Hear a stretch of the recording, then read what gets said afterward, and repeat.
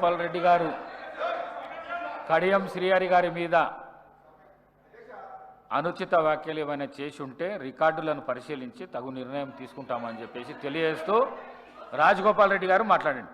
అధ్యక్ష, ఇప్పుడు మొట్టమొదటిగా సభలో నా గురించి అనుచిత వ్యాఖ్యలు చేసింది ఆ సీనియర్ నాయకుడు కాబట్టి నేను ఏమనకుండానే ముందే చెప్పిన, ఆయన పెద్ద మనిషి, ఇటువంటి మాటలు నన్ను అనొచ్చా?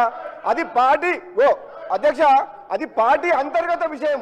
మంత్రులు ఎవరు కావాలి, మంత్రులు ఎవరు కావాలి, ఎవరు చేయాలని పార్టీ అంతర్గత విషయం. అధ్యక్ష, మీరు చెక్ చేయండి రికార్డ్స్. ఒకనాడు హరీష్ రావు గారు బాబు ఒక నిమిషం రంగన్న, ఒకనాడు హరీష్ రావు గారేమో ఆ రోజు నా గురించి, నా మంత్రి పదవి గురించి మాట్లాడు. మళ్ళా కడియం శ్రీహరి గారు మాట్లాడారు మా పార్టీ గురించి. అధ్యక్ష, మా పార్టీ అంతర్గత విషయం గురించి ఎవరి మంత్రులు కావాలి, ఎవరు మంత్రులు కావాలి మా పార్టీ అధిష్టానం ముఖ్యమంత్రి గారు నిర్ణయం తీసుకుంటారు. ప్రతిసారి వీళ్ళ దుర్బుద్ధి ఏంటంటే అధ్యక్ష, వాళ్ళకి అధికారం పోయినప్పటి నుంచి మా కాంగ్రెస్ పార్టీ సభ్యుల దగ్గర పోయి నీకు మంత్రి పదవి రాలేదు, నీకు అది రాలేదు, నీకు అది అని మమ్మల్ని రెచ్చగొట్టి పార్టీని చీల్చే కుట్ర వీళ్ళు చేస్తున్నారు అధ్యక్ష. ఇది వాళ్ళ నైజం, వాళ్ళ కడుపులో విషయం ఉంది. నన్ను ప్రతి ఒక్కరి దగ్గర పోయి నువ్వు మంత్రి కాలేదా ఇవన్నీ మాట్లాడేది, ఇది ఈ కుట్ర చేస్తున్నారు. కడియం శ్రీహరి గారు, మీరు నాలాంటి మనిషిని పట్టుకొని అధ్యక్ష, నేను తెలంగాణలో పార్లమెంట్లో తెలంగాణ కోసం కొట్లాడిన మనిషిని, నా పదవిని ఇట్లా గడ్డిపోతలా పడేసి మీకు వ్యతిరేకంగా పోరాటం చేసిన మనిషిని. నాకు పదవులు ముఖ్యమా అధ్యక్ష? నేను పదవుల కోసం పాకుల మనిషిని అయితే పదవికి రాజీనామా చేసి మీ ప్రభుత్వాన్ని మున్గోడు ప్రజల కాళ్ళ దగ్గర తీసుకొచ్చిన అధ్యక్ష నేను. మీరు తాటికొండ రాజే అనే వ్యక్తికి, ఉద్యమకారునికి మిమ్మల్ని నమ్ముకొని టీఆర్ఎస్ బట్లకు వస్తే ఒకసారి మంత్రి పదవి నుంచి తొలగించి అవమానించుండ్రు, ఇంకోసారి టికెట్ ఇవ్వకుండా అవమానించుండ్రు. అది కడియం శ్రీహరి గారి చరిత్ర. అది పచ్చకామర్లకు లోకమంతా అధ్యక్ష, మా ముఖ్యమంత్రి గారు, మా గవర్నమెంట్ కాంగ్రెస్ పార్టీ 100 సార్లు చెప్పిన అధ్యక్ష, 100 సార్లు ఏమని, ఈ 6 గ్యారెంటీల పథకాలు హామీలు విడతల వారీగా మేము అమలు చేస్తాము అని చెప్పినాం. అమలు చేస్తాము అని చెప్పి మా గవర్నమెంట్ కమిట్మెంట్ తోటి ఉన్నది. ఆల్రెడీ కొన్ని కమిట్మెంట్ ఫుల్ఫిల్ చేసింది. మీరు ప్రతిసారి అసెంబ్లీలో కానీ బయట కానీ అబద్ధాలు ఆడినరు. మీరు ఎప్పుడు చేస్తారు అని అన్నారు. మేము వచ్చి 2 నెలలు అయింది. మీరు 10 ఏళ్ల పాటు డబుల్ బెడ్రూమ్ ఇల్లు కట్టిస్తున్నారు, నిరుద్యోగ వృత్తి ఇస్తున్నారు, 3 ఎకరాల స్థలం ఇస్తామన్నారు, ₹1,00,000 రుణమాఫీ చేస్తామని చెప్పి 5 ఏళ్ల కింద 2018లో ఎన్నేళ్లకు చేసింది అధ్యక్ష? వీళ్ళు ఇచ్చిన హామీల విషయంలో ఏమో వీళ్ళు గతంలో 10 ఏళ్లు పరిపాలించి ఒక్క హామీ నెరవేర్చలేదు. మాకు 2 నెలలు సమయం కాలేదు. మా ముఖ్యమంత్రి గారు కాంగ్రెస్ పార్టీ ఆహర్నిశలు కష్టపడి మీరు చేసిన తెలంగాణ, ఆగమైన తెలంగాణని గాడిలో పెడతామని చెప్పి మా కాంగ్రెస్ పార్టీ ప్రభుత్వం కృతనిశ్చయంతో ఉంది. మీకెందుకు కడుపులో మంట అంటే మేము చేయొద్దా? మీకు అవకాశం ఇచ్చారు 2 సార్లు, మీకు 2 సార్లు అవకాశం ఇచ్చారు. 10 ఏళ్ళు పరిపాలించారు. మీరు విద్యని, వైద్యని గాలి కొదిలేసిన మనుషులు, నిరుద్యోగులని గాలి కొదిలే మోసం చేసిన మనుషులు, నిరుపేదలకు ఇల్లు కట్టిస్తామని చెప్పి మోసం చేసిన మనుషులు, రైతులని నిల్వ ముంచిన మనుషులు, ప్రాజెక్టుల మీద పేరు మీద, రీడిజైన్ పేరు మీద కమిషన్ల కోసం ప్రాజెక్టులు కట్టి దోసుకున్న చరిత్ర వీది. మా ప్రభుత్వం తెలంగాణ ఇచ్చిన పార్టీ ఇది. కాంగ్రెస్ పార్టీ ఆనాడు హైదరాబాద్తో కూడిన తెలంగాణ ఎందుకు ఇచ్చింది అధ్యక్ష? వీళ్ళు అప్లై చేసిపోయిండ్రు. నిజంగా చెప్పాలంటే ఇది మిగులు బడ్జెట్ తోటి ఉన్న రాష్ట్రం. మనమే ఒక 10 రాష్ట్రాలకు అప్పిచ్చే పరిస్థితిలో ఉండే అటువంటి రాష్ట్రాన్ని అప్పుల పాలు చేసిన పోయిన గణిత చరిత్ర వీళ్ళది. మనకు అప్పులు ఎందుకు చేయాలి చరిత్ర? మనకు హైదరాబాద్ నగరం ఉంది, బోలెడంతా ఆదాయం వస్తుంది. ఈ ఆదాయంతో తెలంగాణను అభివృద్ధి చేసుకోవచ్చు. వీళ్ళు స్వార్థం కోసం అప్పులు చేసి తెలంగాణ రాష్ట్రాన్ని అప్పులు చేసింది.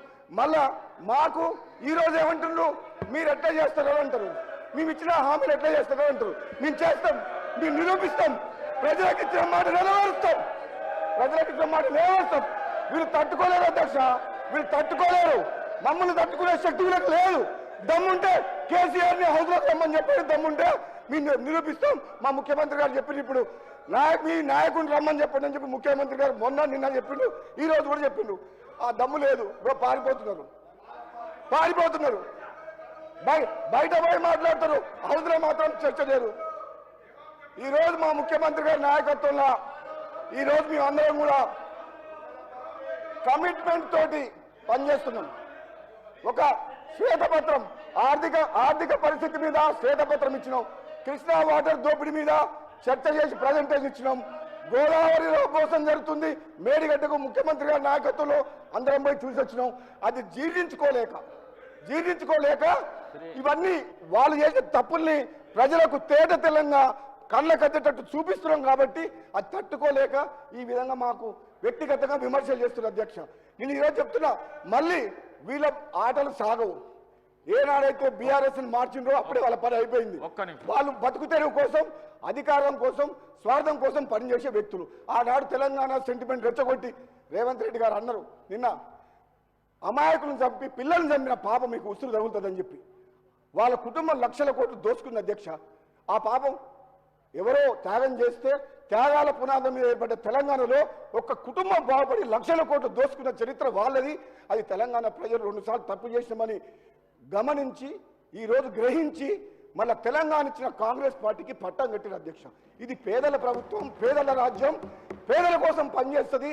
ఈరోజు మమ్మల్ని మా లోపల చీలిక తీసుకొచ్చి నన్ను రెచ్చగొడతారు. నీకేం కాలేదా అంటారు, ఇంకోటి దగ్గర పోతారు, నీకేం రాలేదా అంటారు. ఎంతసేపు మనం చీల్చి మళ్ళీ అధికారం రావాలని కుట్ర చేస్తున్నారు అధ్యక్ష. కానీ వాళ్ళ పప్పులు ఉడుకోవు. మేము కాంగ్రెస్ పార్టీ ఈరోజు మా ముఖ్యమంత్రి గారి నాయకత్వంలో అందరం కలిసికట్టుగా ఐకమత్యంతో తెలంగాణ ప్రజల కోసం పనిచేసింది తప్పితే పదవుల కోసం పాకులాడే మనుషులం కాదు అధ్యక్ష. థ్యాంక్ యూ అధ్యక్ష. సభ ప్రారంభం అయినప్పటి నుండే బీఆర్ఎస్ పార్టీకి చర్చలో పాల్గొన్న ఆసక్తి ఉన్నట్టు లేదు అధ్యక్ష.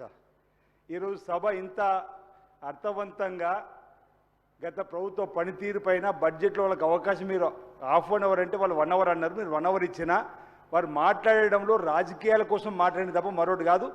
మరి ప్రారంభంలో చూసిన అధ్యక్ష, ఎందుకంటే ఈ సభ ద్వారా ప్రజలకు చెప్పడానికి ప్రయత్నిస్తున్నా, సభ కోరం ఉన్నప్పటికీ అప్పటి సభలో మంత్రిగా ఉన్నటువంటి వారు ఇక్కడ కౌంట్ చేస్తున్న అధ్యక్ష మమ్మల్ని. మేము ఉన్నాం ఇక్కడ 18 మంది ఉన్నాము, ఎంఐఎం వాళ్ళు ఉన్నారు, బీజేపీ వాళ్ళు ఉన్నారు. కోరం ఉన్నప్పటికీ కూడా వాళ్ళు కావాలని మొదలే సభను బదనం చేద్దామని బయటకు పోయారు అధ్యక్ష. మీరు వచ్చిరు సభ నడుపుతున్న తీరులో నేను గమనిస్తున్న అధ్యక్ష, ఆ తెర చాటు నుంచి ఇట్లా చూస్తూ పిల్లలు చూసినట్టుగా సభ జరుగుద్దా వాయిదా పడుద్దని. మీరు సభ జరిపి మొదలుపెట్టినాక మళ్ళీ వచ్చిరు అధ్యక్ష. నేను చూడరు అధ్యక్ష, అబద్ధం కాదు, పిల్ల చేష్టలు ఇట్లా చూస్తున్నారు అధ్యక్ష. ఎప్పుడు బయటకు పోవాలని చెప్పని సభ ప్రారంభం కావాలని వాళ్ళకి ఏమైనా పెళ్లిళ్ళు అన్నారు అధ్యక్ష, మీరు కూడా విన్నారు, పెళ్లిళ్ళు ఉన్నారు, ఫంక్షన్లు అని చెప్పారు అధ్యక్ష. వాళ్ళు కావాలని ఈరోజు గౌరవ ముఖ్యమంత్రి గారు రాకట్టే ముందు బీసీ సంక్షేమ శాఖ మంత్రులుగా పొన్నం ప్రభాకర్ గారు మాట్లాడితే వారిని కూర్చోమంటారు. వారిని ఇప్పటి వరకున్న హెడ్లైన్స్ ఒకసారి చూద్దాం.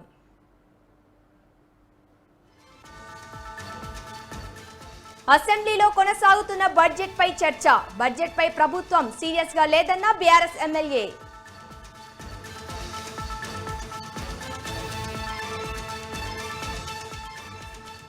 మేడిగడ్డపై విచారణ చేయండి, చర్యలు తీసుకోండి, వెంటనే రిపేర్ చేసి రైతులను ఆదుకోవాలన్న కడియం శ్రీహరి.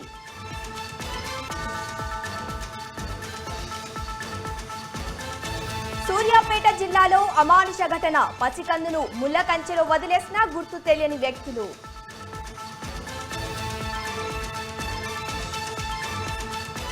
రాజస్థాన్ నుంచి రాజ్యసభకు సోనియా గాంధీ. నేడు జైపూర్లో నామినేషన్ దాఖలు కాంగ్రెస్ అగ్రనేత.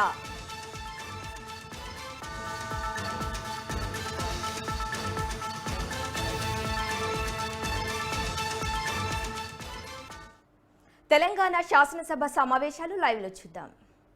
ఈరోజు వారి యొక్క ఆలోచన విధానం మీకు చెప్పడానికి ప్రయత్నిస్తున్నారు. ఇది సరైన పద్ధతి కాదు అనేటువంటి మాట సందర్భం చెప్తూ మా జిల్లాకు సంబంధించి నేను ఒకటే విషయం అడుగుతున్నా అధ్యక్ష. 10వ ప్యాకేజ్ పూర్తి అవుతుంది, 11వ ప్యాకేజ్ పూర్తి అవుతుంది, 9వ ప్యాకేజ్ అప్పరిమాణం పూర్తి కలదు అధ్యక్ష. కానీ ఇక్కడ మాత్రం వారు మా జిల్లాకి ఇంత అభివృద్ధి చేసినామని చెప్తున్నారు. మా దగ్గర ఎల్లంపల్లి ప్రాజెక్ట్ శ్రీపాద సాగర్ వారి పేరు